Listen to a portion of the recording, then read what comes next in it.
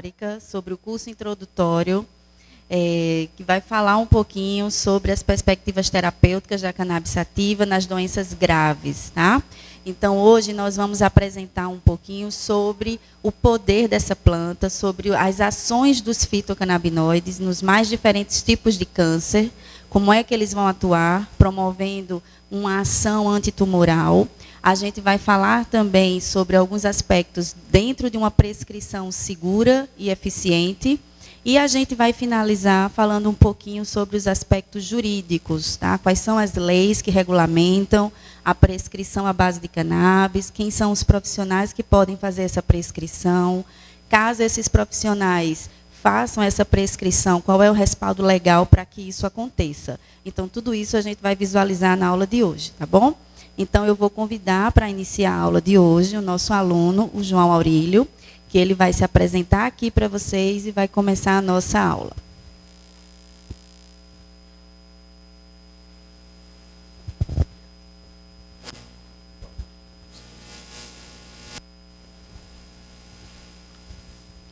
Bom dia a todos.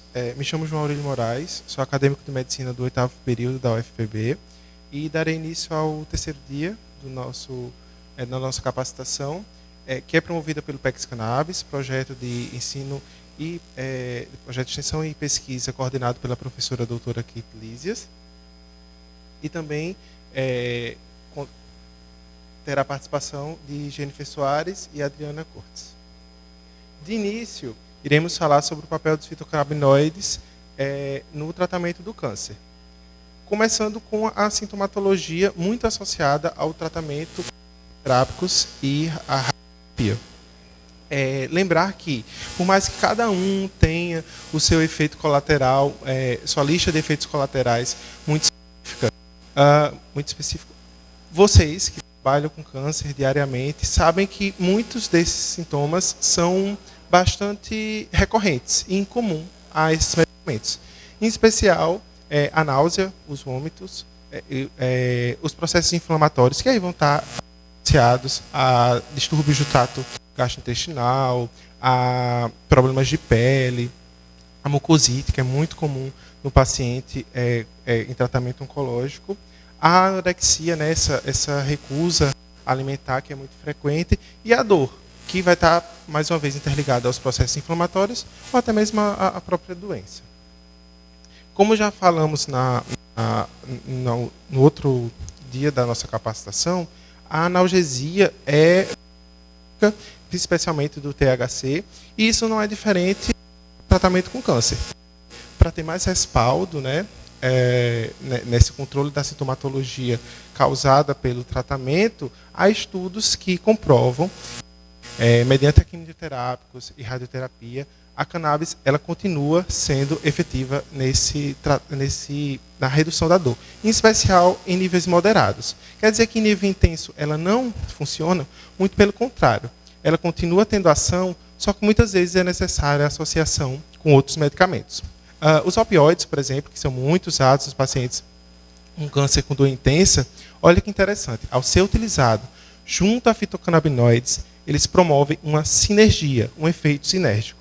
E aí, os opioides precisam ter dose mais baixa para ter o mesmo efeito. Isso é interessante porque os opioides, como sabemos, têm uma capacidade de criar dependência significativa.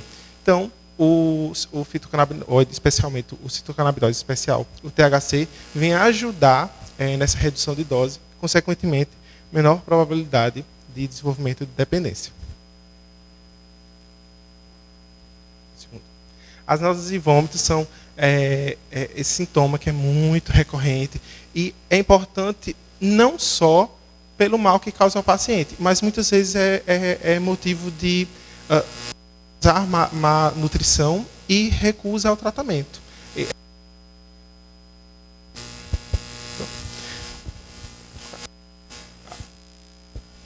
Um momento.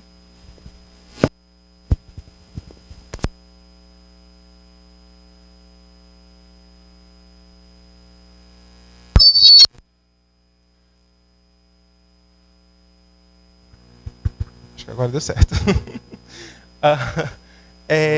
Bem, voltando. É tão intensa esse sintoma que muitas vezes leva à recusa da continuidade do tratamento. Então, é muito estudado, desde a década de 70, há trabalhos sobre e há resultados positivos, tanto na molécula isolada quanto em extratos. Lembrando que no extrato há a vantagem de ter outros canabinoides associados, o efeito comitiva, não só pelos canabinoides, mas outras substâncias presentes na planta, como terpenos, flavonoides.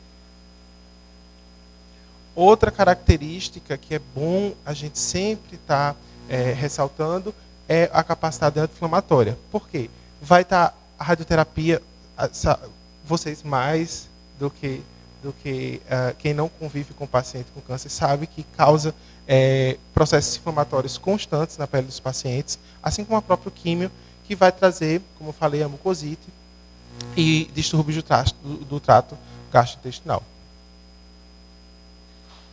A ansiedade e depressão eu trouxe como um ponto adicional. Ele não está correlacionado a grande parte dos tratamentos de químio, não é um efeito colateral deles. Mas por que é importante falar? Quando eu estou tratando esses efeitos colaterais indesejados do tratamento da quimioterapia, da radioterapia, dos imunobiológicos, eu estou lidando também com um paciente que tem alta incidência de ansiedade e depressão, seja como quadro sintomatológico, ou ansiedade instaurada já como doença, a depressão instaurada como doença. E é um problema grave porque desestimula o paciente a ter vontade de continuar lutando. Sabemos que o tratamento é muitas vezes muito desgastante. Então, mas tem antidepressivos no mercado, tem medicamentos disponíveis, mas olha que importante, ao tratar esse sintoma que já está causando mal ao paciente, a desistência, os outros que foram citados, você também reduzindo os índices de ansiedade e depressão, é um medicamento a menos. A redução dessa polifarmácia que é presente muitas vezes necessária no paciente oncológico. Então, um medicamento que está tratando múltiplos fatores em uma única dose, ou em um único medicamento, é extremamente importante. Às vezes em poucas doses por dia. Você está falando muito dos efeitos colaterais, João, dos quimioterápicos, como os canabinoides combatem. Eles também não têm efeitos colaterais? Podem ter, alguns inclusive positivos para o tratamento do câncer, como a sonolência. O paciente, lógico, por exemplo, se aquela dose que eu estou dando está causando sonolência, ao incluí-lo esse tratamento, essa dose à noite, eu vou trazer um sono restaurador, um sono mais adequado a esse paciente que não está conseguindo dormir. Se está exacerbado, ajustar a dosagem. Também pode acontecer o aumento do apetite, que é muito positivo. Lembra que eu falei que o paciente com câncer tem anorexia, tem essa recusa alimentar? Então, vai auxiliar nessa parte nutricional que vai estar deficitária. Mas eu li em questão de mudança de humor, boca seca, coordenação prejudicada. Esses sintomas são muito atrelados quando a dose está alta demais. Especialmente o THC, quando está em uma dose muito alta, então isso fala mais sobre uma prescrição que não foi feita muito adequada do que sobre um efeito que é negativo no paciente. Então, é necessário que seja reajustado. E por que é importante falar? Porque muitas vezes o paciente tem esse primeiro contato, uma dose muito alta, porque o prescritor não... às vezes a reação do paciente mesmo, o prescritor passou uma dose muito alta, e aí, não quero utilizar mais, isso não funciona para mim. Mas justamente são essas capacitações que vão ajudar a evitar tal situação. E vai ter nosso colega vai falar mais à frente sobre isso.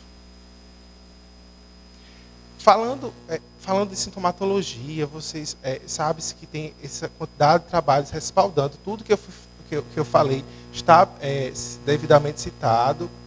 Inclusive, vocês podem ter acesso a esses artigos, mas no mecanismo do câncer em si. Os canabinoides, eles estão envolvidos? E como estão? Esse artigo é uma revisão que eu achei muito interessante, porque ele traz toda...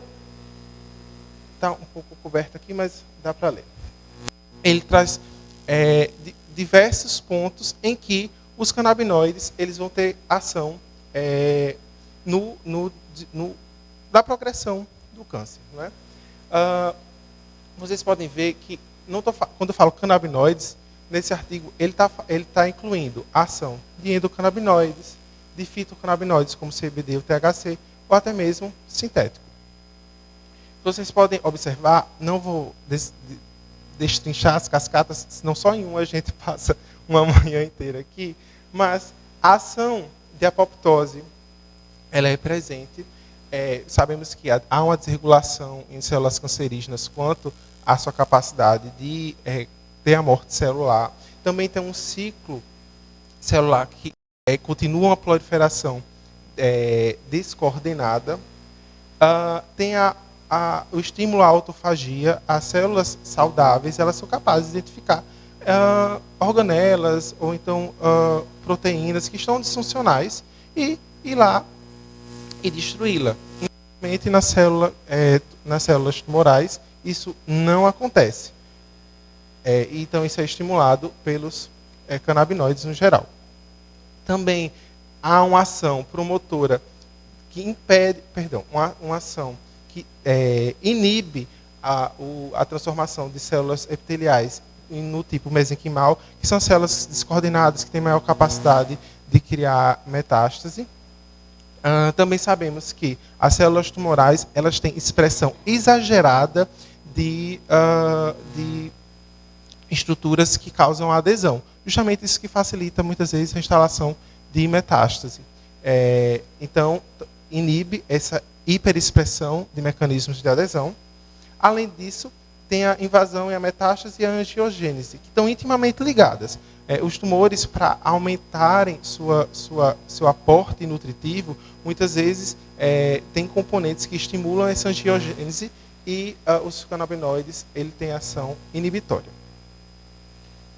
Falando já para além da ação, já do tratamento, temos esse estudo que fala sobre especificamente o CBD. Mas vale destacar que não apenas o CBD tem efeito, mas eu trouxe, como mostrado no slide anterior, mas eu trouxe esse porque existe um quadro que ele está traduzido, foi traduzido por um livro da Faculdade de Medicina da USP. É desse mesmo artigo, vai estar no artigo em inglês, mas como está traduzido já fica mais fácil. E ele traz a ação em diversos tipos de tumores, e eu chamo a atenção em relação às espécies reativas de oxigênio e o estresse endotelial reticular. Por quê? O tumor ele cria um microambiente em que é desestimulada, o sistema imunológico ele fica menos funcional. Ele fica como se fosse dormente. Então, houve a estimulação pelo CBD dessa ação que, entre os mecanismos do sistema imunológico, está o ROS e o estresse ER. Outro ponto interessante dessa tabela são essas vias antitumorais. Essas quinases elas coordenam a captação de glicose. A gente sabe que as células estão ali, tumorais estão ali se multiplicando avidamente. Então, o CBD causou a inibição dessa captação de glicose. Menos nutrição, menos multiplicação. Ao passo que a quinase do tipo MAP, ela foi estimulada no sistema imunológico nesses tipos de cânceres. E está aqui a seta para baixo, tá? Ela foi desestimulada no câncer pancreático. A quinase MAP ela é responsável ali pela proliferação celular. Ela está dentro das vias que estão responsáveis pela estimulação da transcrição de material, proliferação. Então, eu tenho um sistema imunológico mais responsivo e, no caso dos tumores pancreáticos, foi identificado que houve queda na proliferação tumoral, não o estímulo do sistema imunológico em si. Além da autofagia, que também foi estimulada, como eu tinha comentado, que essa destruição de organelas que são responsáveis a destruição de organelas disfuncionais. Esse trabalho foi trazido justamente por, versar sobre a sinergia entre quimioterápicos e os fitocannabinoides. Esse é um passo muito interessante no avanço, nos estudos que estão ocorrendo atualmente. Todos esses são extremamente comuns aqui no dia a dia do Laureano e outros hospitais oncológicos. O docetaxel, o paclitaxel, a doxorubicina, a vinorelbina, elas, quando associadas ao CBD, obtiveram resposta melhor do que individualmente. Tá? Nesse outro estudo, com células, com neoplasias de células uroteliais, os quimioterápicos, quando associados ao CBD, também obtiveram respostas melhores do que individualmente. Mesma coisa, mesmo aspecto foi ocorreu no glioma, e também quando estamos falando da radioterapia associada ao THC ou CBD, também obtiveram resposta positiva, melhor em relação à radioterapia isolada. Eu vou, aproveitando, porque esse artigo anterior era uma revisão, trouxe inclusive um ensaio clínico de fase 1, que foi realizado com glioblastoma recorrente. Por que esse estudo é tão importante? Simples. Olha a diferença. Esses pacientes dessa primeira fase de estudo, a fase 2 já está ocorrendo graças a esses resultados extremamente positivos. Eles foram submetidos ao tratamento padrão, com quimioterápico padrão para esse tipo de câncer, e um outro grupo foi submetido a esse tratamento, mais o Sativex. O Sativex, no Brasil, ele é comercializado com Metavir. Ele foi um dos primeiros medicamentos à base de cannabis autorizados, só que ele é bem caro. Hoje temos soluções muito mais baratas em relação a ele. Olha que resultado super animador. Os pacientes que foram tratados com apenas a quimioterapia, em um segmento de 1 ano, tiveram, depois de 1 ano, apenas 44% desses pacientes permaneceram vivos, infelizmente. Quando associado com a combinação de THC mais CBD, esse número saltou para 83%. É uma diferença muito grande.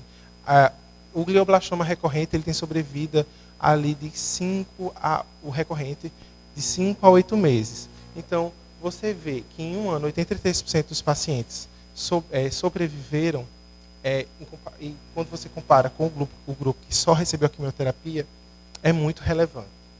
E não só isso, é o tipo de sobrevida que está existindo. Os efeitos adversos, como vômitos, tonturas, fadiga, náusea e dor de cabeça, foram reduzidos. Isso não sou eu que estou inferindo, não foi baseado no que eu disse nos outros trabalhos. Esse mesmo trabalho que afirmou que todos esses sintomas foram reduzidos. É um aspecto muito importante quando a gente está falando do paciente oncológico. Não é simplesmente sobre aumentar o tempo de vida, é que qualidade de vida vai estar associado a esse tempo que temos a mais. Inclusive, trazendo um último trabalho sobre esse aspecto, em pacientes terminais que estavam em seus últimos momentos de vida, também houve uma melhora substancial. Nos pacientes que utilizaram mais do que 4,7 miligramas de THC, houve um salto de 25 para 40 dias de sobrevida. É um tempo baixo? Sim. Mas, mais uma vez, um tempo ainda baixo? Sim. Mas estamos falando de pacientes que já estavam em seus momentos finais. Mas em que momentos finais eles tiveram?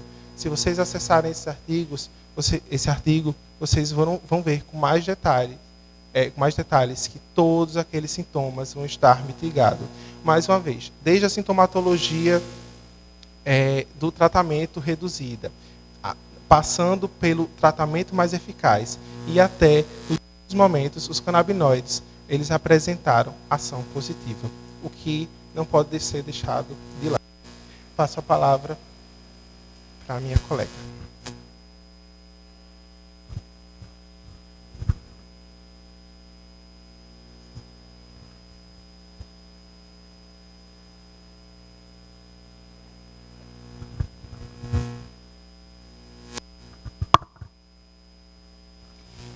Bem, gente, bom dia a todos. Me chamo Adriana Cortes, eu sou estudante de medicina aqui da Universidade Federal da Paraíba. Estou no 5º período. Vou apresentar essa aula hoje para vocês, sob coordenação da professora doutora Kate Lises, tá? E começar dizendo que é um prazer enorme estar aqui hoje com vocês, tá bom? E a nossa aula vai ser sobre noções básicas do esquema terapêutico dos fitocannabinoides. Então, vamos lá. Como é que hoje, né, a gente começa fazendo esse esquema terapêutico para o paciente, utilizando os canabinoides? Primeiro, é importante a gente relembrar que existe a chamada faixa terapêutica. Então, nessa faixa terapêutica, nós teremos a dose mínima eficaz, tá? Desse lado. Também teremos a dose máxima tolerada, tá bom? Essas doses mínimas e máximas a gente vai encontrar na literatura. Porque o efeito de uma substância está totalmente relacionado com a dose. A diferença entre o efeito terapêutico e o efeito tóxico está na dose, certo? E não são doses fixas, tá, gente? Essas doses elas podem variar a depender de fatores como o paciente, tá? As questões individuais do paciente, a enfermidade que ele está apresentando e do produto à base de cannabis que você vai utilizar naquela situação, tá bom? Só para vocês terem uma ideia, né? A gente trouxe um exemplo aqui do Epidiolex, que é um produto com canabidiol isolado, tá? Ele é muito utilizado para o tratamento de epilepsia refratária do tipo Lennox-Gastaut, que é uma epilepsia bem severa, bem grave, acomete principalmente crianças. Para vocês terem uma ideia da gravidade, essas crianças, a expectativa de vida delas não chega a 10 anos, tá? Então, é uma epilepsia refratária a qualquer tipo dos outros tratamentos convencionais, tá bom? Então, esse produto isolado aqui, a indicação clínica para ele é que a dose mínima seja de 2 a 10 miligramas quilo dia, podendo variar até uma dose máxima de 50 miligramas quilo dia, tá? Só lembrando aqui que, como a gente está falando, né, de um produto isolado, ele não vai ter aquele efeito comitiva, tá, que a gente já conversou. Ele não vai ter a ajuda de outros componentes para modular a sua ação. Então, por isso que utiliza-se aqui uma dose maior, comparado, por exemplo, a um extrato. Você pega um extrato com canabidiol isolado, você vai ter ali outros componentes, né? Você vai ter tudo. Então, por isso, você tem quantidades menores, tá bom? Outra coisa também importante aqui nessa nossa aula é que os medicamentos, eles podem vir aqui, como esse daqui, ó. Tá vendo que ele está aqui em miligramas por ml? Às vezes, também, você pega um óleo que ele pode vir em porcentagem, certo? Então, entrando aqui na dosimetria, só para a gente começar a raciocinar, tá? Vamos com calma. Ninguém precisa se assustar com cálculo, tá? É tudo bem simples. Então, vamos a falar aqui como é que eu chego para saber qual é a dose que aquele paciente está utilizando. Então, se você pega um óleo lá, tá lá. É um óleo de cannabis a 5%. Você pega essa porcentagem e multiplica por 10. Então, vamos lá. 0,5 vezes 10 dá 5. Então, eu sei que aquele óleo a 5%, ele vai ter 5 miligramas por ml, ou seja, você vai ter 5 miligramas do extrato a cada ml da solução, certo? Outra informação importante é que, pela farmacologia clássica, nós temos que 20 gotas, a cada 20 gotas você tem 1 ml, tá bom? Vai ser sempre assim? Não. Tem alguns produtos que, a depender das características químicas, a depender da viscosidade, ele pode ser um pouco diferente. Por exemplo, tem produtos que 1 ml são 24 gotas, certo? Por isso que é importante você verificar essa informação no rótulo para você chegar a essa informação da quantidade que o paciente está utilizando. Mas, por hora, vamos ficar, né, com o clássico, que 20 gotas corresponde a 1 ml.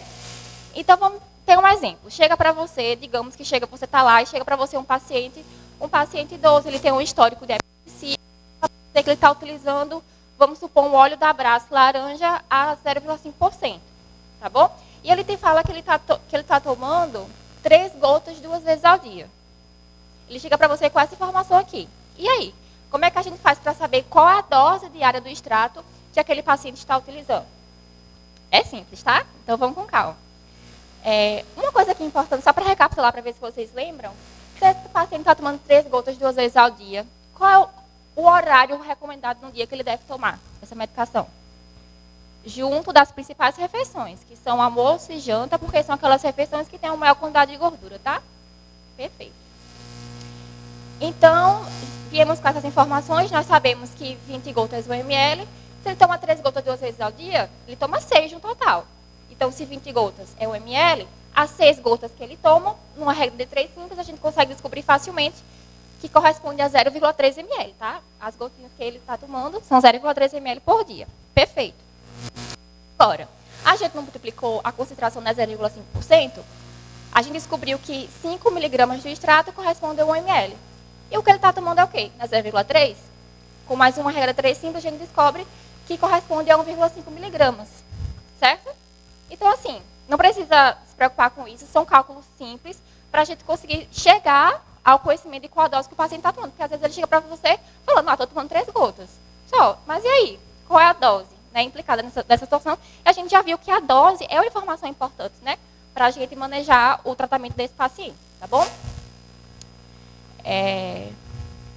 Partindo para os parâmetros que devem ser avaliados para uma prescrição segura, né, a gente vai ter que colocar na balança os riscos e benefícios. Seja você utilizando óleo full espectro, seja um produto isolado, seja qualquer tipo de tratamento farmacológico, não farmacológico, né, como qualquer coisa que você vai fazer, qualquer coisa na vida, você vai avaliar os riscos e benefícios para você colocar na balança, né?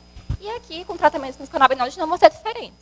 Você precisa verificar, por exemplo, a dose que aquele paciente vai tomar, a condição de exposição, que seria a enfermidade que aquele paciente está apresentando, e as características individuais dele, tá bom? Então, você vai somar todos esses fatores aqui, tá? Para você colocar na balança e ver se os riscos são maiores que os benefícios ou vice-versa, tá certo?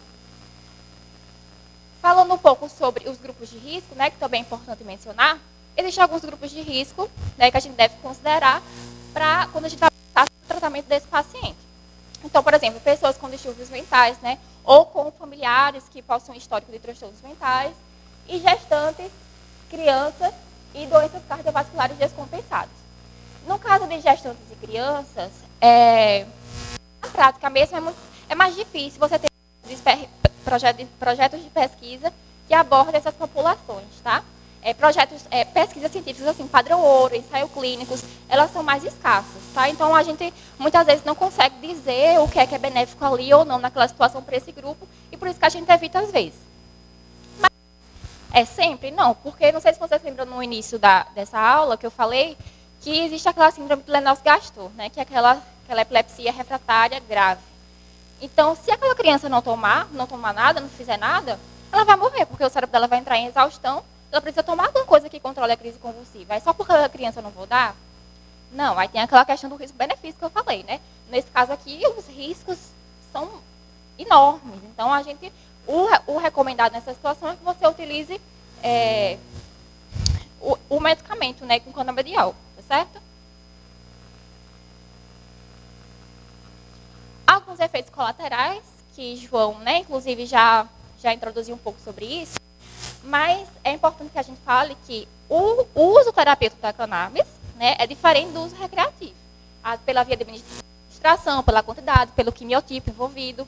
Então, assim, no uso terapêutico, tá, alguns efeitos colaterais que a gente consegue observar são, por exemplo, falta de memória, alguns distúrbios gastrointestinais, como diarreia e vômito, sonolência, aumento do apetite e taquicardia.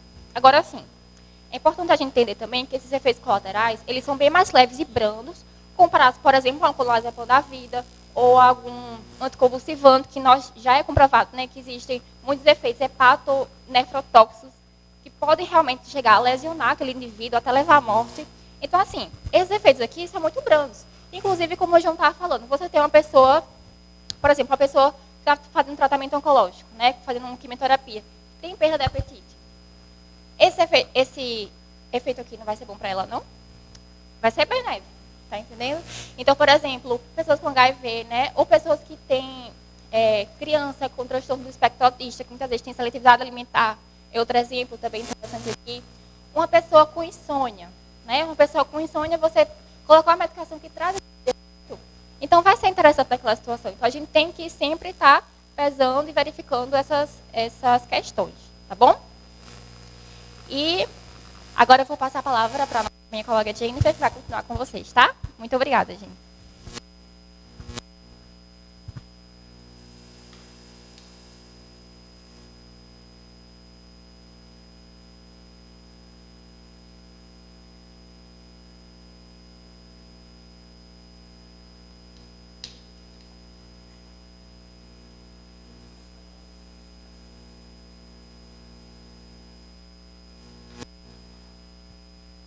Bom dia, pessoal. Meu nome é Jennifer Soares, tá? Eu também sou aluna de medicina do 5º período, junto com a Adriana. Também sou extensionista do PEX Cannabis, sob a orientação da professora doutora Kate.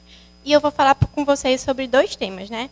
Inicialmente a toxicidade e, posteriormente, sobre as formas de acesso legal a produtos à base de cannabis aqui no Brasil, certo? E começando sobre toxicidade. Eu não lembro quem foi a pessoa, mas no nosso primeiro encontro aqui no Laureano, alguém perguntou, né, para a professora Kate qual seria a toxicidade dos produtos de cannabis para os nossos pacientes. E a resposta mais objetiva e mais direta que a gente pode dar é que essa planta é, sim, segura para os nossos pacientes. Mas por que isso acontece, né? Bem, os fitocannabinoides presentes nessa planta, elas não vão ter receptores do tipo CBD1, CB1 e CB2 no tronco encefálico, né, que é onde vai estar presente o nosso centro respiratório. Então, dessa forma, esse centro respiratório não vai ser estimulado por esses fitocannabinoides, levando, então, a esses indivíduos, né, a ter uma parada respiratória e, consequentemente, a morte. Então, não à toa, na literatura, não existe nenhum relato, né, não existe casos de indivíduos que morreram após o uso da cannabis, seja de forma recreativa, seja de forma terapêutica aqui, que é o nosso tema, né? E aí, é importante a gente saber também que em alguns pacientes, eles vão ter, né, não vão se dar bem com a prescrição. Mas por quê? Porque esses pacientes, eles podem não ter se dado bem com o quimiotipo utilizado ou com a dose prescrita, não é?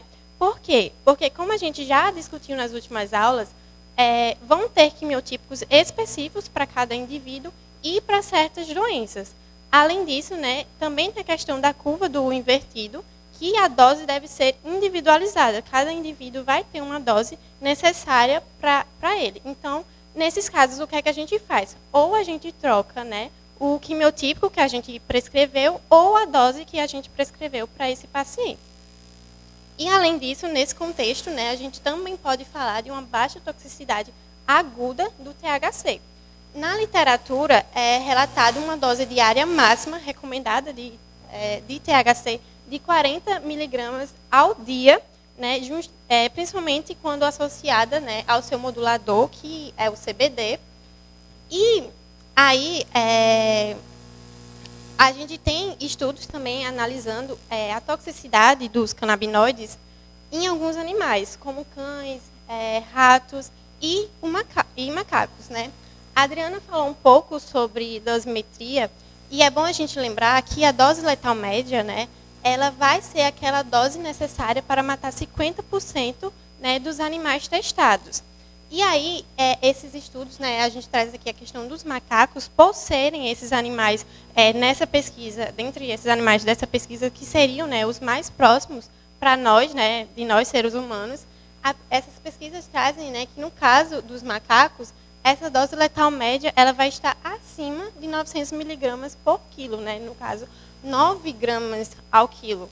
Então, a gente percebe, né, esses estudos enfatizam, né, realmente a segurança do uso, né, inclusive do THC para os nossos pacientes, né. Isso ainda é mais enfatizado quando a gente compara essa dose letal média encontrada nos estudos com a dose diária máxima recomendada, né. Essa dose letal média ela é muito superior à dose diária máxima recomendada na literatura, na nossa aplicação clínica. E, além disso, a gente também percebe nos estudos que os efeitos adversos agudos, eles tendem a diminuir com o uso prolongado desses canabinoides. E aí, saindo um pouco, né, da parte da área de saúde, né, e entrando, então, na questão jurídica, a gente vai falar sobre as formas de acesso legal aos produtos à base de cannabis no Brasil. Uma coisa importante também de falar, né, de ressaltar, é que os canabinoides, né, eles entraram para a lista de substâncias que tem um controle especial da Anvisa desde janeiro de 2015. E aí, então, quais são as formas de acesso legal que a gente tem atualmente? A gente pode obter esses produtos via importação, que essa importação ela vai ser regulada pela RDC número 660 da Anvisa, né? E a gente também pode obter esses produtos por via judicial. E essa via judicial pode ser tanto para que o paciente consiga um custeio do seu tratamento via SUS, como também para que ele consiga um habeas corpus, né, para o cultivo da planta em casa. E aí, no caso, né, das associações e ONGs, elas vão ter essa autorização para o cultivo da planta e a extração do óleo para o fornecimento desses produtos à base de cannabis para os seus associados. E é importante lembrar que, no caso desse fornecimento das associações, esse fornecimento ele não é competência da Anvisa. E aí isso vai ser importante para os nossos pacientes, que eu vou explicar um pouquinho mais depois. E a gente também pode obter esses produtos nas farmácias, né, comprando eles nas farmácias. E aí esses produtos eles vão ser autorizados e regulados por essa RDC número 327 da Anvisa. E aí eu trago aqui para vocês algumas dessas associações que a gente vai ter, né, que eu trago destaque. Então, para as aqui da nossa cidade e parceiras da nossa extensão PEX Cannabis, que no caso é a Abrace e a Acaflor. E uma notícia também muito importante, né, um avanço, na verdade, muito importante, que o uso terapêutico da cannabis teve, é que agora, em março, né, do nosso recente ano, né, agora em março, a gente teve a publicação dessa lei que autoriza o acesso a medicamentos à base de cannabis na nossa prefeitura, né? A gente ainda não tem uma informação, né, de onde vai ser essa dispensação, como vai ser essa dispensação, mas já é um avanço enorme, né, para a nossa saúde pública e para esses pacientes que precisam, né, e que utilizam medicamentos à base de cannabis. E aí, aprofundando um pouco mais, né, na questão desse acesso legal, a gente vai ter que, no caso da via importação, o paciente ele vai fazer um cadastramento no site da Anvisa, uma solicitação, né, vai fazer uma solicitação de autorização da Anvisa para a importação desses produtos à base de cannabis. E aí, nessa solicitação, né, nesse cadastramento, ele vai precisar inserir, né, a prescrição feita, incluindo algumas informações importantes, como o nome do paciente, o nome do produto, geralmente o nome comercial do produto, a posologia, a quantidade de doses que vão ser necessárias, a data, a assinatura do prescritor habilitado a prescrever cannabis, como também o número do registro desse profissional no seu respectivo conselho de classe. E aí, no caso das farmácias, né? No caso das farmácias, para a gente ter o acesso a esses medicamentos, além de ter aquelas informações necessárias que eu já falei anteriormente para a importação, elas também são válidas para a compra na farmácia, né? O nome do paciente, a posologia, a quantidade de frascos necessários, data, assinatura do profissional prescritor e o número do seu conselho de classe, a gente vai ter que essa prescrição pode se dar em 2 tipos de receitas diferentes. E aí, no caso da receita azul, do tipo B, né, a gente vai ter que ela vai ser necessária para a prescrição dos medicamentos que vão conter THC em até 0,2%, e ela vai ter uma validade, né, de 30 dias. E já na receita amarela, do tipo A, que a gente pode utilizar ela, no caso, para prescrever medicamentos contendo THC acima de 0,2%. Okay? Em alguns medicamentos já se fala no uso da receita do tipo branca de controle especial, né? E aqui a nossa extensão ela produziu essa tabela para vocês com os produtos que são autorizados e comercializados atualmente, né, no nosso mercado, trazendo então para vocês o nome comercial com as suas respectivas dosagens, o preço, né, e de onde a gente retirou esses valores. Vale, né, como a gente já vem falando, né, muitas vezes esses produtos, quando são adquiridos via farmácia, né, eles têm um custo muito elevado para os pacientes e um custo, né, bem fora da realidade para eles. E aí também a gente traz, né, os tipos de receitas, né, azul ou amarela. E aí a gente pode ver também que alguns não têm a informação aqui, né? A gente tirou essas informações do site da Anvisa e possa ser que essa informação não esteja lá, porque as empresas elas precisam dessa autorização, desse processo, e ele tem um tempo determinado para que esse produto possa circular no mercado. E uma vez que termina esse período e ela não faz uma renovação, o produto é retirado do mercado. E aqui está o restante da tabela, né? Tem outros que não tinha lá no site da Anvisa, né, informação sobre o tipo de receita a ser utilizado. E agora João vai continuar um pouco mais com vocês sobre quais são os profissionais que prescrevem, né, produtos à base de cannabis. Obrigada.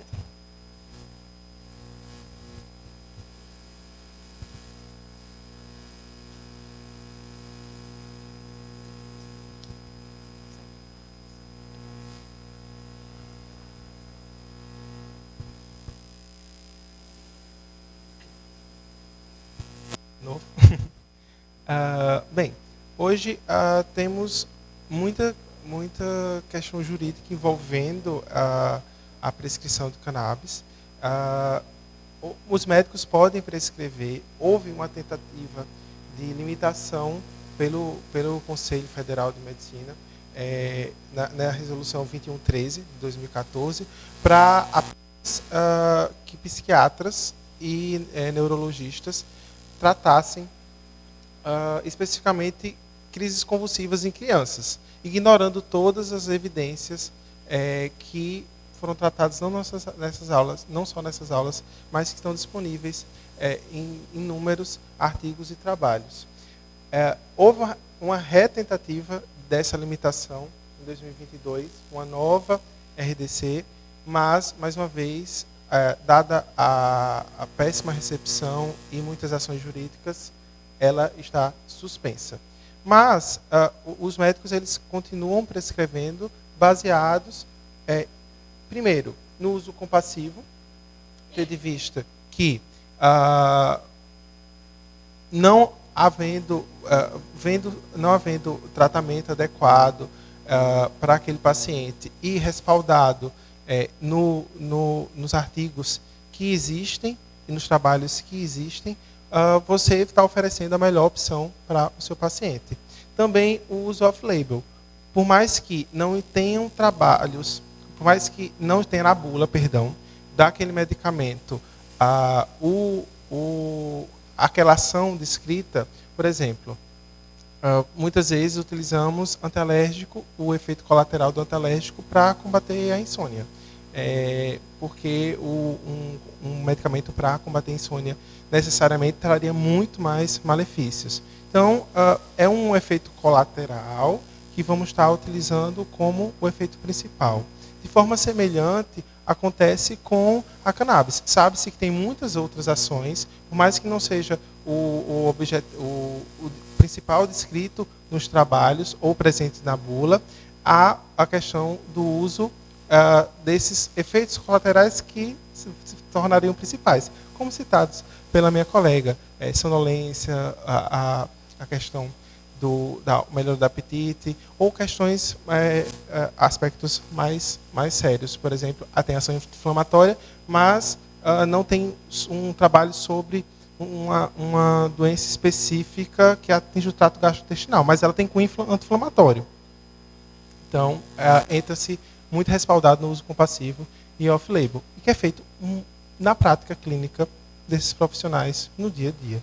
Há também a liberação para os dentistas, visto que são medicamentos regulamentados, liberados pela Anvisa, tanto pela importação, quanto pelas associações, quanto nas farmácias, e eles são também prescritores. Há outras classes que, diante de questões jurídicas, estão conseguindo também prescrever, como enfermeiros, farmacêuticos, que podem também fazer prescrição dentro de suas atribuições, mas que hoje ainda, devido a entraves pela Anvisa, encontram muitas dificuldades. Mas os aspectos futuros, os desdobramentos futuros, aguardamos, né? Vale lembrar também que esses processos judiciais são baseados abertos e estruturados na nossa Constituição, né? Primeiro, que tendo aquele profissional total capacitação para realizar o tratamento e respaldado na propagação da saúde como um direito fundamental à nossa população, e que essa já é uma planta que foi retirada, ainda que tenha uso limitado, mas ele é autorizado para usos de fins medicinais e pesquisa. Bem, aqui estão nossas referências, todos os trabalhos que foram citados. Tá? Claro.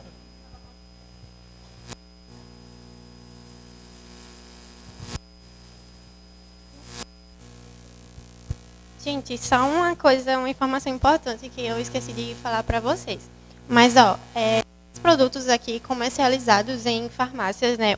Uma informação importante que a gente tem é que atualmente a Anvisa ela apenas autoriza produtos para uso oral. Porém, a gente sabe que existem outras formas de administração, né, de medicamentos, de produtos à base de cannabis, como as pomadas, né, que até a nossa PEX tem uma pesquisa utilizando as pomadas. Temos também vaporizadores, flores, enfim, outras formas de administração desses produtos à base de cannabis. Porém, atualmente, a única forma de medicamento, forma de administração que é autorizada pela Anvisa é de uso oral.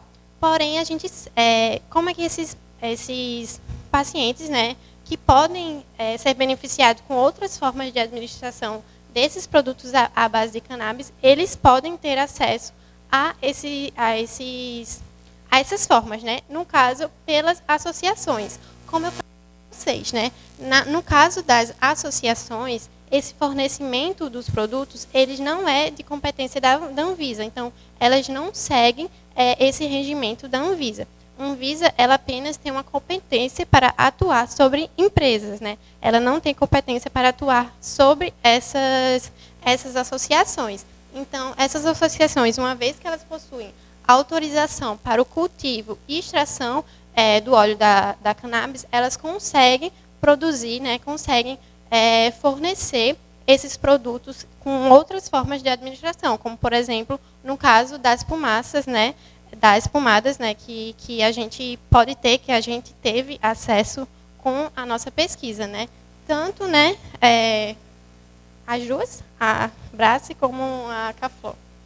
Tá ok? Aí, só para vocês terem essa diferenciação. No caso de outras formas de administração que não sejam oral, esse acesso vai ser apenas via as associações por essa restrição da Anvisa. Muito obrigada.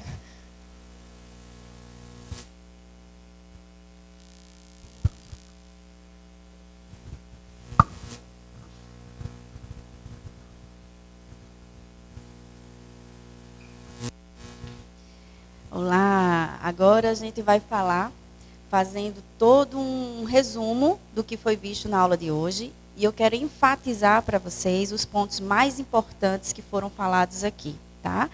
Então, a gente vai trazer esses aspectos importantes em relação aos fitocannabinoides, e uma das perguntas que mais a gente escuta é essa aqui, ó. A cannabis, ela pode causar dependência ou algum desconforto no nosso paciente? Ela pode. E vai depender de quê? Vai depender do quimiotipo escolhido, vai depender da dose utilizada. Lembrando que esse desconforto, ele pode ser revertido com ajuste de dose, tá?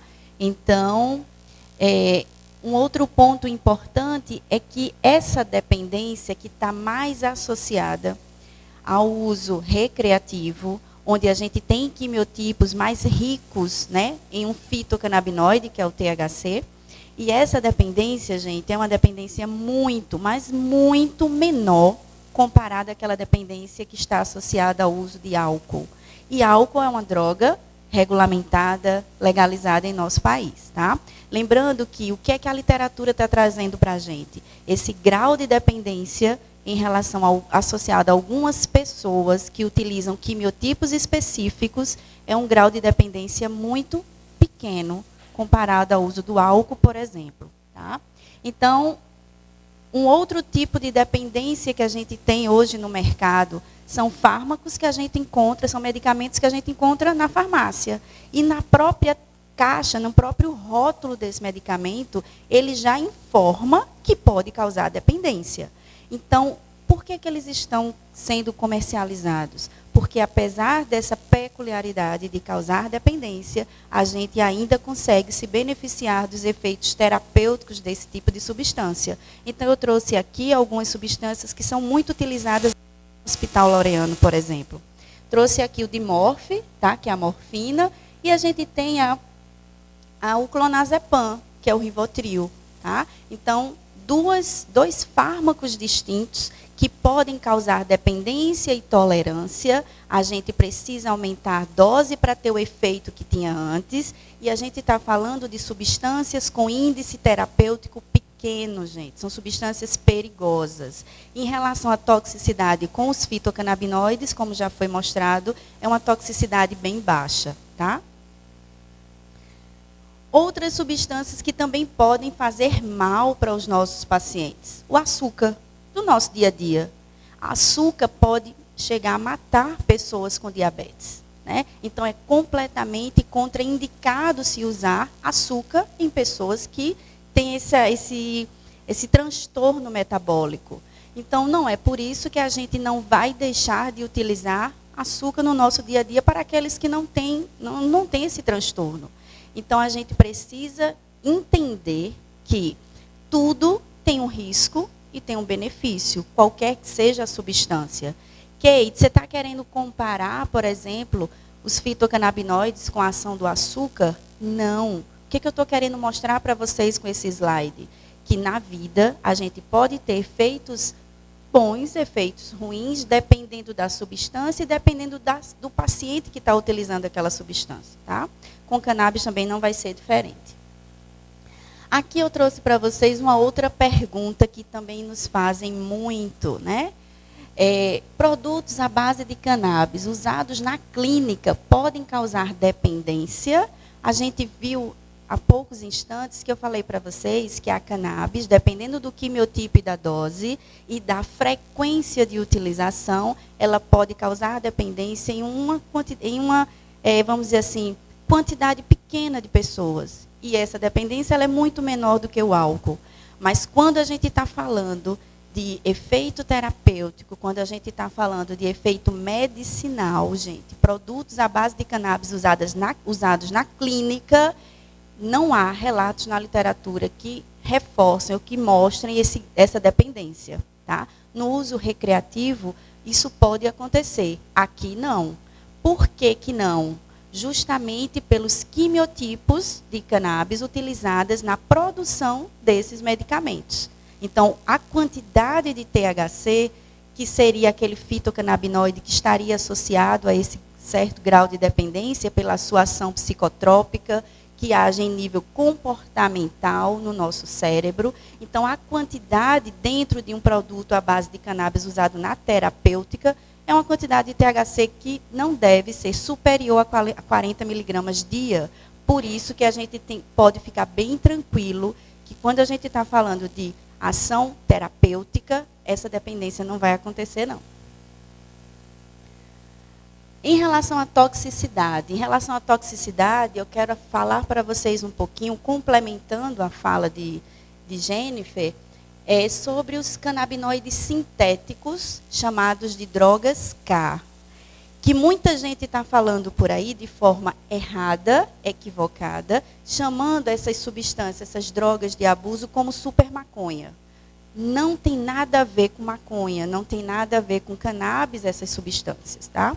Então, eu trouxe aqui para vocês um artigo que foi publicado aqui, um relato de caso nessa revista de toxicologia. Aqui eu trago para vocês a estrutura química do THC. A gente viu em aulas anteriores que os fitocannabinoides são compostos, gente, quimicamente falando, terpeno-fenólicos, e aqui a gente tem várias substâncias sintéticas à base, com uma estrutura um pouquinho parecida com o THC, que é um fitocannabinoide, que é aquele canabinoide presente na planta.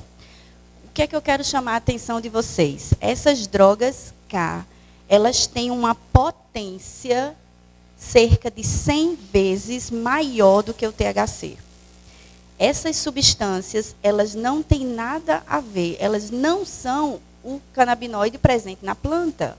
Então, eu preciso entender que essas drogas K, que estão causando dependência muito grande, que estão aumentando muito o grau de pessoas que utilizam esse tipo de substância, e essas pessoas estão morrendo, a gente não pode associar isso com a cannabis, tá? Lembrando também que essas drogas K, chamadas K2, K4, K9, são os spices. São essas substâncias sintéticas que, na sua estrutura química, elas apresentam um núcleo terpeno, tá? E esse núcleo terpeno é aquele que está presente também aqui no THC. Mas a estrutura, ela é completamente diferente. Lembrando um pouquinho da farmacologia básica. THC, ele é uma substância que tem uma ação sobre o receptor, uma substância agonista parcial. O que é isso? Ela se liga ao receptor, o ativa, mas essa ativação não é capaz de promover uma resposta muito alta. Já esses canabinoides sintéticos, eles se ligam ao receptor e eles têm a capacidade de fazer com que a célula responda de forma máxima, ou seja, eles são agonistas totais. Então, a ação realmente faz com que a gente tenha um poder muito maior dessas substâncias sintéticas comparados ao THC. Então, nada de estar falando que as drogas K, os spices, essas substâncias, gente, elas são pulverizadas muitas vezes em ervas, tá? Dentre essas ervas, eles pulverizam essas substâncias na própria cannabis. Aí as pessoas associam, vamos dizer, essa pulverização dessas substâncias sobre a planta como se essa planta fosse ela a substância que estivesse presente. Não, é uma substância que está sendo colocada nessa planta. Então, não tem nada a ver com maconha isso aqui, tá certo? Mostrando ainda o que é que esse artigo trouxe de importante em relação à toxicidade. O Conselho Federal de Farmácia colocou uma nota mostrando que essas substâncias, elas podem causar alucinações, paranoia, ansiedade, taquicardia, e dependendo da quantidade, essas substâncias podem matar, tá? Então, aqui nesse artigo, eu trouxe assim, esse artigo ele é muito impactante. Por quê? Porque a gente está mostrando aqui morte de adolescentes. E é uma quantidade muito grande, pessoal. Esse artigo aqui, ele mostra, por exemplo, adolescentes com idades de 17, idades de 15 anos, que tiveram óbito, foram a óbito, né, pelo uso dessas substâncias, desses canabinoides sintéticos, tá? Então, aqui a gente tem a maioria do gênero masculino. Alguns desses adolescentes, eles associaram esses canabinoides sintéticos ao álcool. Então, a gente está falando de uma substância, o álcool, depressora do sistema nervoso central, juntamente com outra droga que tem uma ação 100 vezes mais potente do que o THC. Então, a gente está vendo crianças e adolescentes morrendo com isso. Então, a gente precisa ter muito cuidado em relação a essa toxicidade desses canabinoides sintéticos, tá bom? Em relação à prescrição dos produtos à base de cannabis, é importante salientar que, primeiro, quando chega para a gente na farmácia, vocês vão se deparar muito com isso. Esses produtos podem chegar e vão chegar aqui ao hospital. Mas esses produtos, eles estão sendo comercializados dessa forma, gente. Ó, extrato de cannabis sativa L. É o que a gente compra na farmácia. É o que a indústria farmacêutica está produzindo. A gente falou aqui que existem mais de 2.500 quimiotipos diferentes. Então, esse extrato, esse medicamento que está aqui, ele é um medicamento produzido a partir de que quimiotipo? Rico em que fitocannabinoide? Né? Para que doença esse produto pode ser utilizado?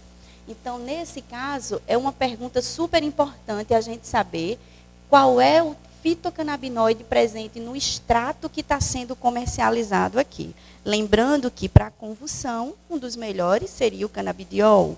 Para a dor, o THC, mas sempre associado ao canabidiol para modular os seus efeitos colaterais. Tá? Uma outra pergunta. 1 ml de qualquer produto equivale sempre a 20 gotas? Então, isso já foi reforçado que não. Tá? Então, a gente precisa realmente ver na bula desse medicamento quanto equivale esse 1 ml em relação às suas gotas. Quando a gente fala em uma gota, vai ter sempre a mesma dose? Não.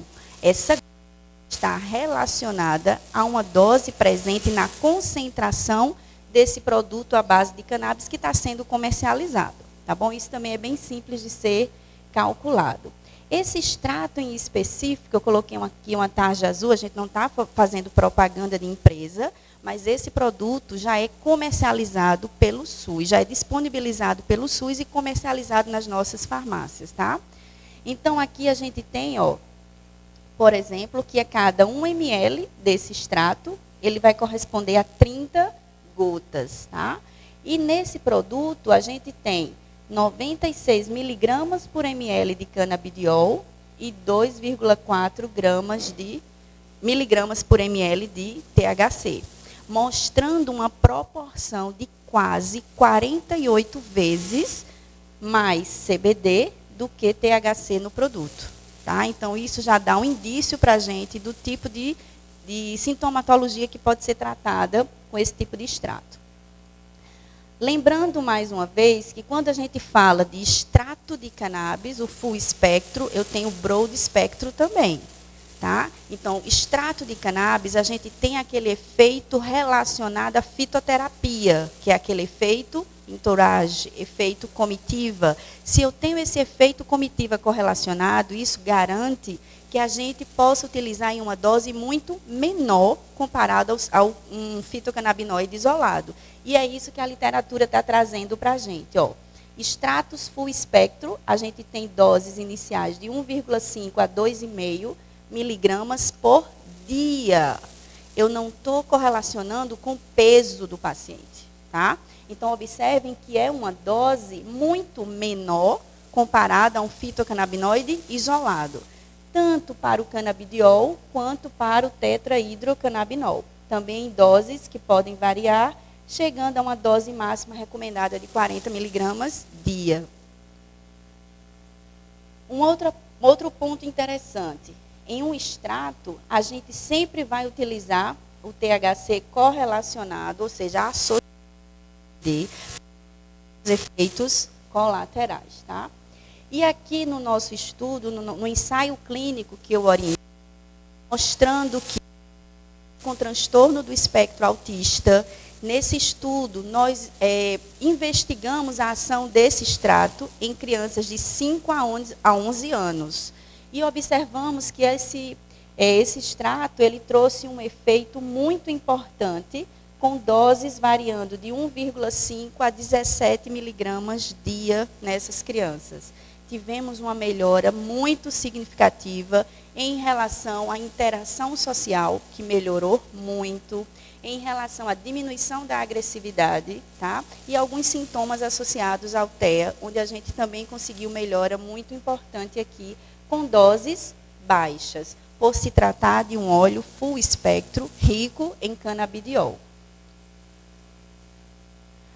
Complementando aqui o que já foi dito, Quem é que pode prescrever produtos à base de cannabis, além de médicos e dentistas? Será que são só esses? Kate, esses produtos à base de cannabis, eles estão respaldados pela portaria 344/98. Nessa portaria, a gente tem lá que médicos e dentistas, eles podem prescrever produtos sujeitos a controle especial. Mas quando eu falo de produtos à base de cannabis, são só esses dois tipos de profissionais? Não, gente. Trouxe aqui, a nossa colaboradora, a doutora Karen, que ela é fisioterapeuta, prescritora de cannabis, tá? Então, a gente já tem, via o Conselho Federal de Fisioterapia e Terapia Ocupacional, esses dois tipos de profissional, fisioterapeuta e terapeuta ocupacional, ambos respaldados legalmente pelo seu conselho de classe, tá? Temos também biomédicos. Então, o Conselho Federal de Biomedicina lançou uma regulamentação, uma resolução permitindo que os seus profissionais também possam prescrever produtos à base de cannabis. Lembrando, precisa ter uma capacitação por esses conselhos. Não é simplesmente porque faz parte do conselho, porque tem um registro que pode prescrever, tá? Pode, desde que tenham essa formação para isso, tá certo? Então, além de médicos e dentistas, já estou mostrando aqui para vocês terapeutas ocupacionais e biomédicos, todos respaldados pela resolução do seu Conselho Federal. Temos também que profissionais de saúde, não da área humana, mas os médicos veterinários também podem prescrever produtos à base de cannabis respaldados pelo seu conselho de classe. Tá? Quem é que vai regulamentar esses profissionais que podem prescrever produtos à base de cannabis? Será que é a Anvisa que diz quem pode prescrever? Se é o médico, se é o dentista? É a Anvisa que tem competência para regulamentar o tipo de profissional que vai poder prescrever esses produtos? Não, gente, não é a Anvisa.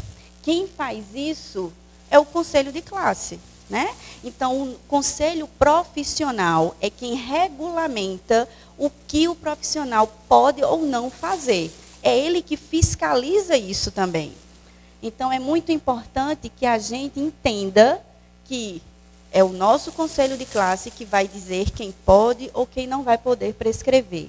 Aqui, quando a gente está falando da participação da Anvisa em relação a prescritores, a Anvisa, ela só autoriza, ela só, vamos dizer assim, ela só recebe prescrição de médico e dentista para importar medicamentos à base de cannabis. Então, quando os médicos ou dentistas, junto do seu paciente, decidem essa terapia, eles vão lá no site da Anvisa, preenchem um formulário, vai precisar anexar o laudo médico, vai precisar anexar a prescrição médica. Para importar, a Anvisa só aceita desses dois tipos de profissionais. Mas hoje, a gente sabe que eu posso ter acesso aos produtos à base de cannabis não só pela via de importação. Então, fora essa via de importação, esses outros profissionais, eles estão completamente respaldados por lei, pelos seus conselhos de classe para prescrever, tá? Aqui eu trouxe para vocês os produtos que nós podemos, né, que nós temos aqui no Brasil, à base de cannabis. Então, aqui a gente tem as flores, que podem ser vaporizadas, principalmente quando eu quero uma ação rápida, uma ação analgésica rápida. Eu tenho aqui as pomadas, eu tenho aqui o óleo, eu tenho aqui via sublingual, via mucosa oral, né? Que são os sprays. Eu trouxe para vocês algo novo, as sementes. Sementes de cannabis são, vamos dizer assim, sementes com altíssimo poder nutricional.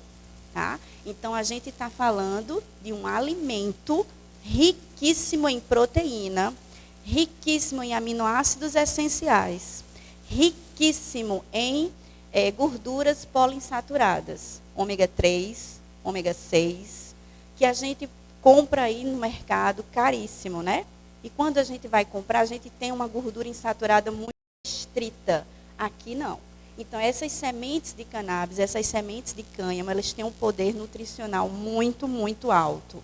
Mas o que é que a Anvisa reconhece? Apenas produtos à base de cannabis por via oral, como foi dito aqui pelos nossos extensionistas, tá? Realçando alguns aspectos jurídicos em relação à planta, em relação ao nosso país. Quero trazer aqui para vocês, pessoal, a portaria 344, tá? Nessa portaria 344, a gente tem uma regulamentação técnica de substâncias sujeitas a controle especial. Essa portaria, ela vem, os seus anexos, tá? Eles vêm sendo sempre atualizados de acordo com as RDCs da Anvisa. Então, eu trouxe para cá, ó, o anexo 3, a lista A3, mostrando, por exemplo, que a gente já tem nessa portaria a possibilidade de ter produtos à base de cannabis em diferentes concentrações dos seus principais fitocannabinoides. A gente tem também, ó, a atualização dessa portaria 344, que saiu ano passado, onde na lista E da portaria 344, a cannabis sativa, ela ainda configura como uma planta de uso proscrito. Por isso que a gente ainda não pode colocá-la dentro do programa das farmácias vivas, que é o nosso principal objetivo. Então, quando fomos na Conferência Nacional de Saúde, esse foi um dos pedidos que foi acatado lá na Conferência Nacional de Saúde, para fazer com que a planta saia desse rol de plantas proibidas. Gente, não faz sentido a gente ter produtos à base de cannabis, onde a própria Anvisa permite essa dispensação, e essa planta ainda configurar no rol de plantas proibidas, tá? Então, fica meio incongruente. Então, a gente precisa atualizar essa portaria 344 também. Aqui a gente tem a RDC 327 da Anvisa e a gente tem a RDC 660. Essas duas resoluções da Anvisa são resoluções que vocês vão ter acesso, vai ser enviado para vocês por e-mail, um link da nossa biblioteca contendo todos os artigos, todas as resoluções importantes, para que sirva de consulta para vocês, tá? Durante esse nosso curso. Então, aqui, ó, essas são as duas resoluções mais novas da Anvisa, onde aqui ela dispõe sobre a regularização, sobre a autorização sanitária de quem quer produzir medicamentos à base de cannabis. Estamos muito perto de ser inaugurado o laboratório aqui da associação do nosso município. E esse laboratório ele está seguindo, olha só que coisa muito importante, uma associação de pacientes conseguiu, ao longo desses 10 anos, chegar a um laboratório que fosse compatível com o que está sendo preconizado pela Anvisa. Laboratório nacional, regulamentado pela RDC 327. Tá? E aqui a RDC 660, ela mostra os pré-requisitos, o que é necessário para que um prescritor coloque na sua prescrição produtos à base de cannabis. Então, tudo isso vocês podem consultar nessas resoluções. E eu queria encerrar nosso curso teórico, né? Próxima quarta, a gente vai trazer aqui alguns convidados para fazer um bate-papo, uma mesa redonda, mas a nossa parte teórica vai se encerrar por aqui. E eu queria deixar uma mensagem que eu sempre deixo no final das minhas aulas, tá? Para todas as pessoas que as assistem, que é isso. Saber que a cannabis pode aliviar o sofrimento humano e não fazer nada, isso sim é um verdadeiro crime. Frase essa da Fundação Daya, uma das pioneiras lá do Chile. Então, a gente está mostrando para vocês respaldo científico, estamos mostrando para vocês ensaios clínicos, que é uma metodologia padrão ouro, onde a gente utiliza fitocannabinoides dentro da oncologia. Então, a ciência está mostrando isso. Gente, muito, muito obrigada por vocês estarem conosco durante essas quartas-feiras, tá bom? Muito obrigada e abro agora para as discussões. Obrigada. Dúvidas? Está todo mundo com fome?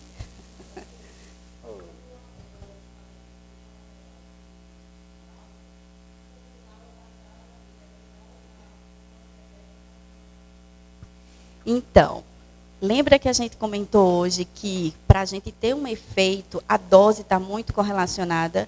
Então, hoje a gente já tem que o THC, que é um dos principais fitocannabinoides associados com esse efeito antiemético, em uma determinada dose, ele consegue ter essa ação antiemética. Lembrando que ele é um agonista parcial dos receptores CB1. Se você aumentar muito a dose, você já amplia o espectro e você já pode ter esses efeitos nauseantes, tá? Para enjoo não, que pode causar um certo grau de enjoo. Mas isso em doses bem elevadas. Dentro do tratamento, dentro vamos dizer assim, dentro da área médica, o que se tem hoje de muito eficiente com a ação antiemética, sem dúvida, é o THC. Então, dependendo da dose, a gente tem uma maior amplitude de mecanismos de ação. Então, imagine o seguinte, numa dose X, você tem a ação sobre um receptor CB1. Esse receptor é um receptor inibitório, então você está inibindo o centro do vômito, zona de gatilho, efeito antiemético. Aumenta essa dose, você está agora fazendo com que essa substância haja sobre os receptores CB1 em neurônios inibitórios. Então, você está inibindo neurônios inibitórios. Que efeito você tem? Ativação. Então, você pode levar a um efeito de ativação dessas duas zonas, podendo gerar um efeito de náusea e vômito, mais uma vez, em altas doses. Tá? Mas dose terapêutica é um potente antiemético muito seguro. Certo?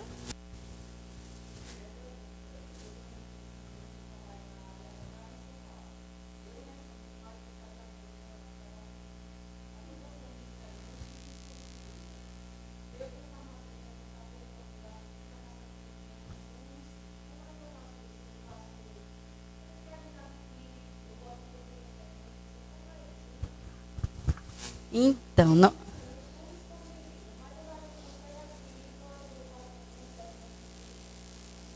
Então, Raquel, olha só, aquilo que eu falei na aula passada até com a doutora Patrícia, a gente tem leis que disponibilizam esse acesso, mas o acesso não está chegando.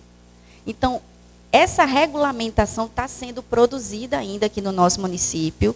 Esse produto vai chegar às unidades, vai chegar todo um passo a passo de como dispensar, se o paciente vai ter que assinar um termo de consentimento livre e esclarecido. Então, todas as normas vão chegar para ti, na unidade, inclusive o produto, tá certo?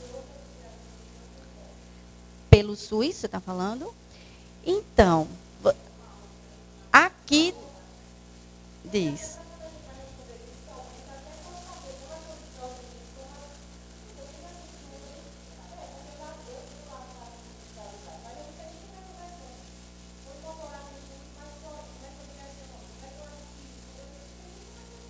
Entendi. Não, perfeita a tua pergunta. Inclusive, eu acho que isso é um ponto super importante para a gente discutir com a doutora Patrícia na próxima quarta-feira. É, advogada. Então, de hoje, o que é que eu informo para ti? Você, quando vai responder uma notificação judicial, porque o juiz, quando manda disponibilizar, ele já manda a lei. Olha, você tem que fazer isso, porque já é lei. Aí você, como farmacêutica responsável, você vai contra-argumentar de que a lei existe, mas esse produto ainda não foi disponibilizado nessa unidade. Por isso que eu não tenho como disponibilizar. Então, você vai fazer o seu relatório e vai falar o que está realmente acontecendo. Tá? Agora, como ele vai chegar, quais são as normas. Então, simplesmente chegou uma lei, ninguém sabe como esse produto vai chegar para a gente. Né? Muitas vezes, o paciente entra na justiça contra o Estado, ganha, o juiz manda disponibilizar, chega lá, acabou, é lei morta, entende? Então, isso a gente precisa trabalhar, e eu já te antecipo que você pode colocar isso sim no relatório, que em resposta, tá? Então, tem essa lei, mas não foi disponibilizado ainda na minha unidade. Por enquanto, é isso que a gente tem que dizer.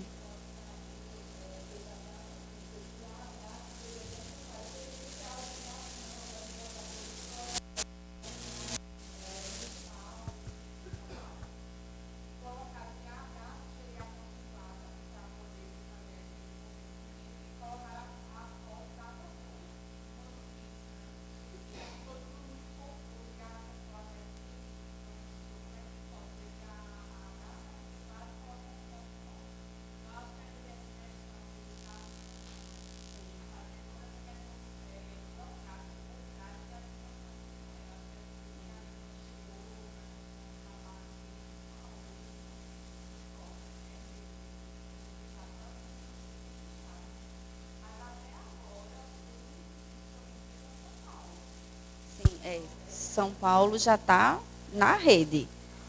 Aqui só tem a lei, não está na rede ainda.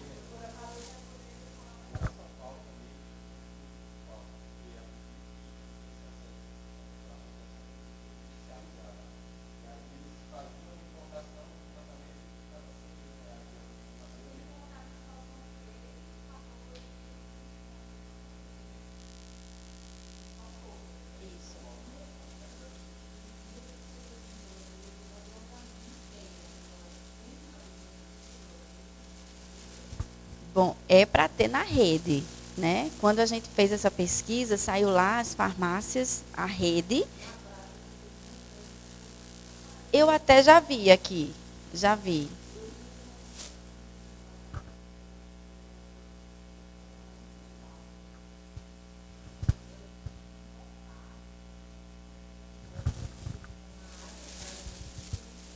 Tá. Hoje em dia, pela resolução da Anvisa, a pessoa física, ela pode fazer essa solicitação no próprio site da Anvisa. E está durando pouquíssimo tempo, tá? Então, você preenche todo o formulário no site da Anvisa, entra lá no link importação de produtos à base de cannabis, preenche todas as perguntinhas, anexa o laudo, anexa a receita. Isso. Tem que anexar o documento, exatamente. Mas você, como pessoa física, pode fazer isso.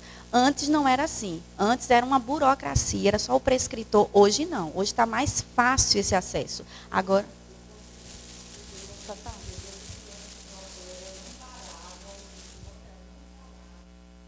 Conte com a gente. A gente está apresentando para vocês uma alternativa terapêutica com baixa toxicidade, eficácia comprovada em muitas doenças, tá? E essa eficácia, falando de ensaio clínico, que é uma metodologia da pesquisa padrão ouro. Em algumas outras doenças, a gente está engatinhando ainda na pesquisa. Algo super importante que foi mostrado aqui vamos dizer assim, os médicos, principalmente dentro da oncologia, eles têm receio, e esse receio ele é muito compreendido, em associar produtos à base de cannabis, fitocannabinoides, com quimioterápico. Né? A gente está falando de uma doença grave, que às vezes aquele tratamento com quimioterapia, radioterapia, seria a última alternativa para o paciente. Será que se eu associar com cannabis, eu ainda vou ter o efeito daquele quimioterápico? Então, alguns ficam com esse receio, mas a gente está trazendo aqui alguns estudos para vocês com tipos de câncer gravíssimo, né, como é o caso do glioblastoma, onde a gente tem uma redução desse tumor quando associado à quimioterapia. A gente não está falando para retirar a quimioterapia e introduzir o medicamento à base de cannabis. Não é isso. A gente está falando de uma associação que estudos estão mostrando um benefício superior dessa associação entre quimioterápicos e os produtos à base de cannabis comparado aos quimioterápicos sozinho. Tá? O nosso aqui? Não, não.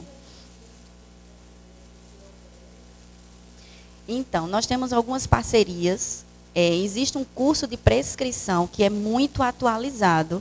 Esse curso de prescrição que é voltado para prescritores pela Sociedade Brasileira de Estudos da Cannabis, tá? É um curso oferecido por médicos com grande experiência na área para diferentes tipos de doença. E é um curso que você recebe uma certificação, recebe um conhecimento mais direcionado. Aqui a gente está falando só aspectos introdutórios, mas para a segurança do prescritor, eles querem algo mais do que o que a gente está oferecendo aqui.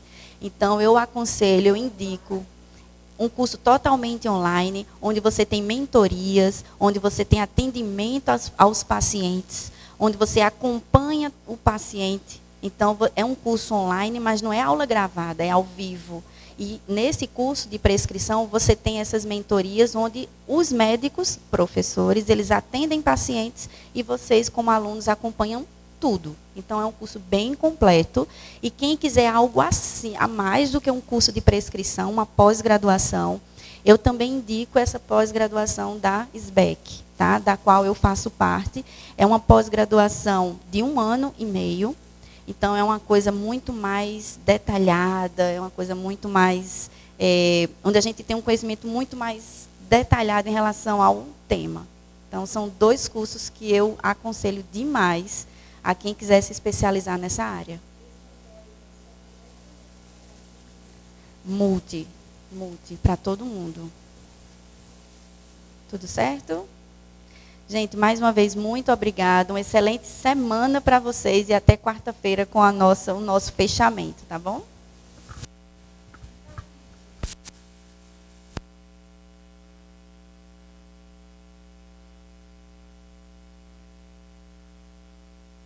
Sim, além dos artigos, eu me comprometi com vocês, eu vou mandar para vocês os PDFs das nossas aulas, tá? Então, vocês vão ter acesso a tudo. Lembrando que o certificado de 10 horas desse curso só vai poder receber o certificado quem teve 75% de frequência mínima. Às vezes, as pessoas não conseguiram estar aqui, mas estão assistindo pelo YouTube, estão assistindo por outra via, pelo nosso Instagram. Mas, infelizmente, essa pessoa não vai ter o certificado, mas o conhecimento, sim.